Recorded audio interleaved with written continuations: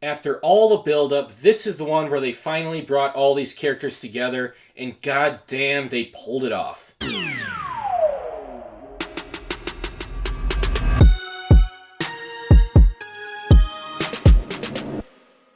Hey guys, welcome to number 6 in my Road to Avengers Endgame series. I'm sorry I'm falling a little bit behind here. Trust me, I'll get back on track. I've had a lot of stuff going on with work and school, but here I am, and I got a lot coming, so stay tuned.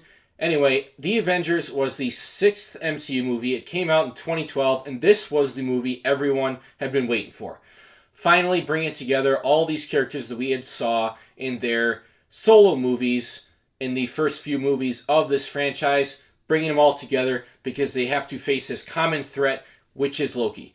And starting off with the positives for this movie, it was really cool to see all these characters on screen together for the first time, because this is something that a lot of people would have never thought would have actually happened on screen. A lot of comic book fans were thinking, if you would have told them 15 years ago that there's going to be an Avengers movie coming out in 2012 with Captain America and Iron Man and Thor and Hulk, they'd be like, no way, you're crazy. They can't pull that off on the big screen, and they did. It was so awesome, and the main reason it was so cool is because we had already seen these characters in their solo movies go through their origin story and have their original character arcs, so we already are invested in them. So by the point that they put them all together, it worked so well, and we are so invested in it because we know these characters already quite well, and we're just ready to get to the action and ready to see them interact with each other and ready to see how they get along and how they do their plans. And it was just so cool to see all these guys on screen for the first time. You gotta love the witty banter that Joss Whedon put into this movie, the back and forths that all these characters have, especially between Captain America and Tony, and you can tell right away that there's some tension between them. They're very different people. Tony's kind of this free-living guy who doesn't really care about much and is kind of narcissistic, and Captain America is a guy who grew up in the 40s during World War II and fought in the war and is completely selfless and is always willing to sacrifice himself and is always trying to do the right thing. So seeing these two people interact with each other and how their different views kind of clash is really cool, and it's a start to what'll eventually have a payoff in Civil War. You can already tell right away that these guys, there is some tension between them.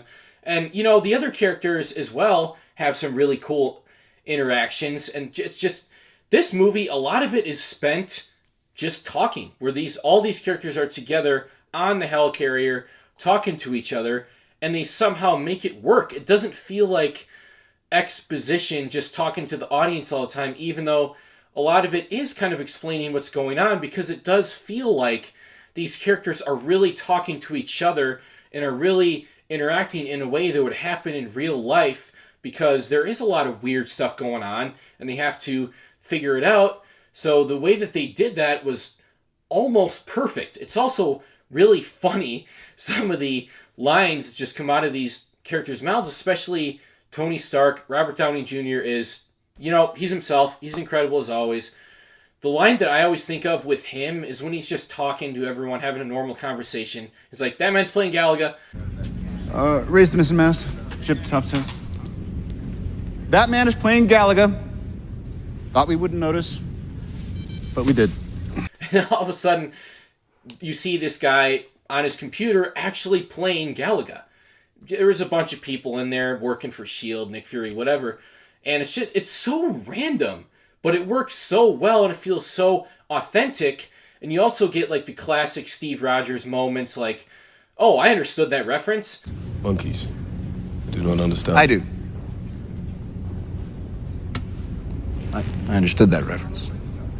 Even though Thor didn't, because it was a reference to The Wizard of Oz, which came out before Captain America went on ice. So that's the reason he understood it. He's been on ice for 70 years. He comes out, and that's basically the one movie reference that he would have gotten. So it's so cool that he's so proud of knowing that. And like it feels so authentic that this you really believe this is a guy that is straight out of the 1940s and just kind of plucked into this world where he really doesn't belong, but is trying so hard to do whatever he can to help, even though he doesn't understand a lot of the scientific stuff that these people are talking about. Now, I have to mention the villain, and that's Loki. Loki is by far the best villain yet in the series that we've seen in the movies that I've reviewed so far, and he's probably the second or third best villain in the entire MCU.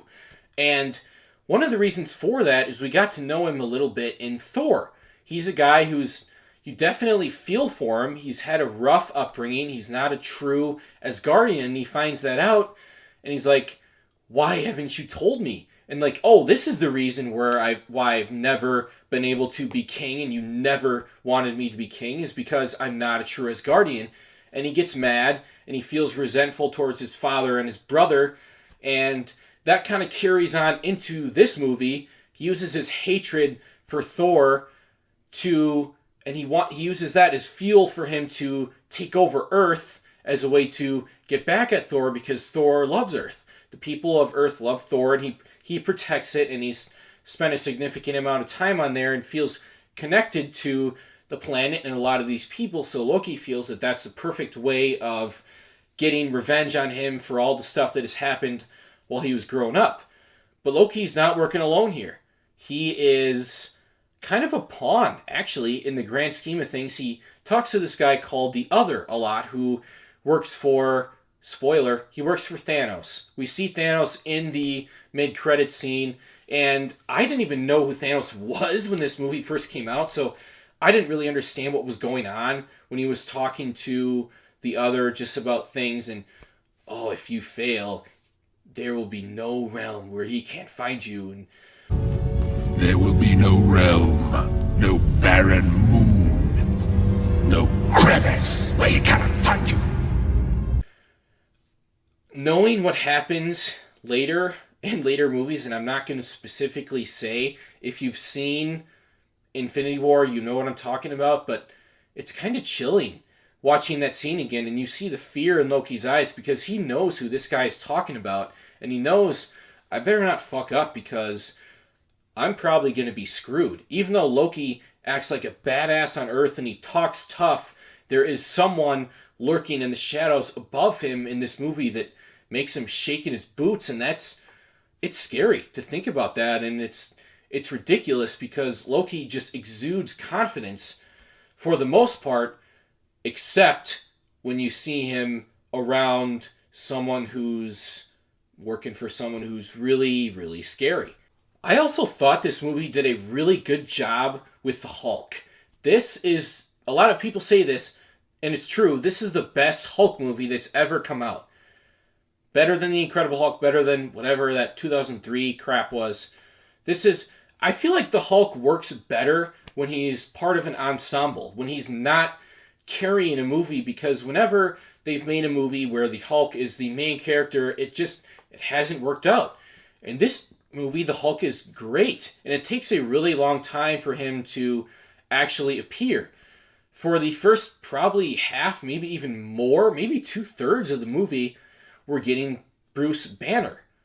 And he's this really smart scientist guy, and the reason they brought him on was because of his brain, so he can help them find this thing called the Tesseract, which is also what Loki is after. So you get a lot of Banner, and you get a lot of build-up, and they're teasing that it's eventually going to happen, and Tony's even, being the kind of douchey guy that he is, he's trying to get the Hulk out, and Captain America gets mad at him for it. He's like, you can't mess around with stuff like that, and he's right, because this is serious. And when the Hulk does come out, you realize how serious it is, and that scene it's kind of scary, to be honest, because it's slowly getting there, and you know that he knows he doesn't want it to happen. And I think they said earlier in the movie that he'd gone, I think, 2 years without an incident, maybe even more. And by the time he comes out, he's fighting it so hard, but he knows it's inevitable. And once you actually see the Hulk, it's scary as hell because they're on this helicarrier, and he's trapped on there, and he's going to destroy everything, and you're worried, oh my god, is he going to, make this thing like go, like leave and like not be in the air anymore. Like, what's going to happen? And it's intense because he's not even the real villain of the movie, and Loki's plan all along after he got captured was to get the Hulk out. And when it finally happens, you see this smirk on his face, and you're like, God damn it. After all the work they went through to not get the Hulk out, it happened, and now everyone's in a lot of trouble. Luckily, nothing bad really happens because Hulk, he falls down and reawakes his banner. And even in the third act of the movie, which I'll get to more of that in a second, he's awesome. He kicks a whole ton of ass. There's this awesome scene where he comes in and Cap is like, you might want to get angry. He's like, that's my secret. I'm always angry. And he just crushes this big, huge robot flying monster thing. I don't even know what the fuck it is. And he just kicks so much ass throughout that third act. And you're like, yes, this is the Hulk I've been waiting to see. Why can't they do this in a solo Hulk movie? Maybe they're just better off leaving him as part of an ensemble as kind of more of a supporting character. I also thought the introduction to Clint Barton, Hawkeye, Jeremy Renner's character in this movie, was pretty unique, and I really liked the way they did that. We got a very small glimpse of him in Thor as this guy who's likes to be distant from everything. He's a bow and arrow guy, he likes to be far away, and he even says in the movie, I see better from a distance. And you kind of get this cool moment where he's controlled by Loki. He gets controlled by Loki for the first, up until Hulk comes out, maybe even a little after, he's being controlled by Loki, who has the scepter, which, spoiler alert, contains the Mind Stone in it. So he shoots Nick Fury with a gun earlier in the movie, and he misses. He misses any vital organs because, first of all, he doesn't use a gun, and second of all, he likes shooting from a distance. So it makes sense that this would happen, and it's just one of those little details that you notice, and you're so glad that they took the time to pay so much attention to that and put that in there. I really like the attention to detail that Joss Whedon have in this movie. And now to get to probably the coolest part of this entire movie, and that's the third act. This is maybe the best third act in the entire MCU. Yes, they're facing a bunch of CGI monsters, but the reason it's so cool is because finally you're seeing them all fight together, and the action is filmed in such a cool way. You're just so engaged in everything that's happening. It's so kick-ass, it's so awesome, and you even get this scene with all six of them standing around in a circle and the camera pans around them. Just such an awesome kick-ass moment, and it was so satisfying seeing this in the theater after getting all these characters in their solo movies, bringing them together, and then finally having them all fight side by side with each other against this big threat. I absolutely loved it so much. Now, I gotta talk about the plot of this movie, and it's not necessarily positive or negative. It's kind of more in the middle. It's just kind of there. A lot of people say that the plot of this movie it's not much going on plot-wise, and that's not necessarily false. I think they're definitely onto something there. The plot is very simple. Loki's trying to take over the world, so they put the Avengers together, and they gotta stop him. Very simple, yes, but it's not about that. It's about the characters, and it's about their interactions and how differently they handle things, and just seeing them all fight together and interact together for the first time. And since that's what this movie was trying to do, they did it with flying colors. Now on to the negatives, and I really only got a few. The first one is that Captain America's suit is really bad in this movie. It looks so cheesy and corny. It was like the fake suit that he wore when he was being used as this piece of propaganda in World War II. I don't know if it wasn't exactly the same thing, but it looks very similar to that. And it doesn't look like a real suit that someone would use to fight. And it looks so cheesy. This movie definitely has some cheese in it that works. But in that case, I think it was a little much, and it's kind of distracting, to be completely honest. Also, the second act definitely does drag a little bit. There's a lot of time spent on that helicarrier, and even though their interactions are good and The exposition doesn't feel like exposition. It feels like real characters interacting. So for the most part, it works.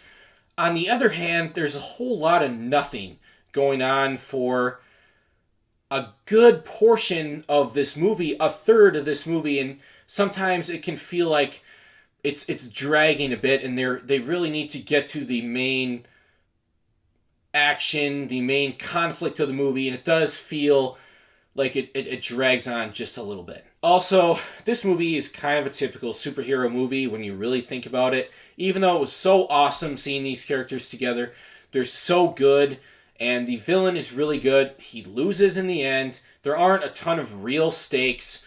One kind of side character dies, and that was a good scene. I'm not going to lie, it was a good scene, but none of the main heroes die, and the stakes, they do a fake death, and you know it wasn't going to be a real death.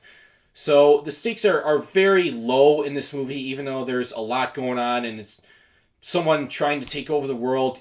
There isn't really any real chance that something really bad is going to happen, and you know that.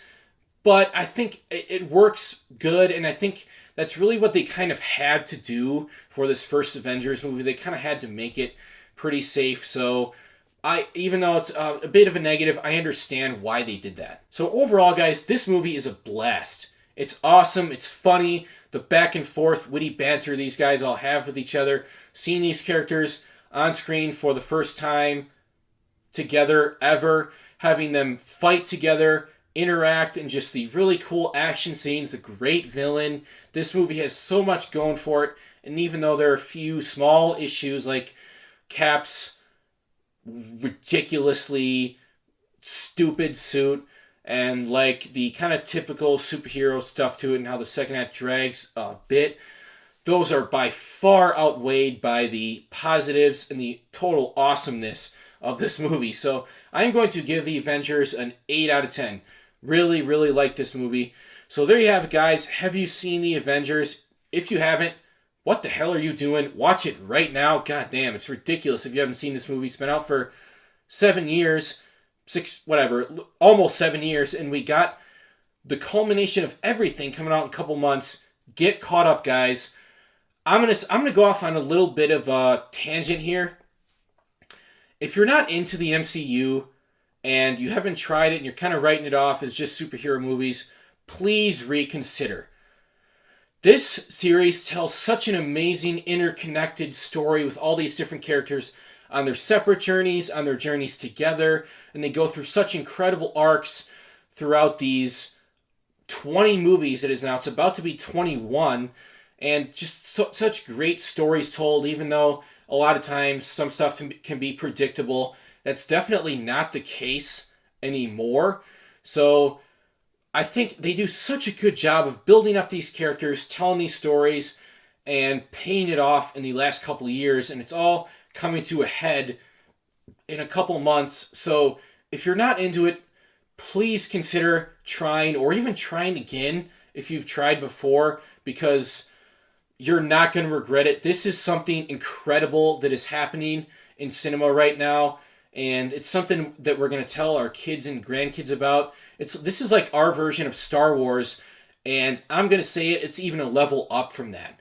It's so amazing what Kevin Feige and the MCU has pulled off so far, and I'm having such a good time rewatching these movies again. So guys, maybe get caught up with me and then start following along, because this is just amazing what they're doing here. All right, tangent over.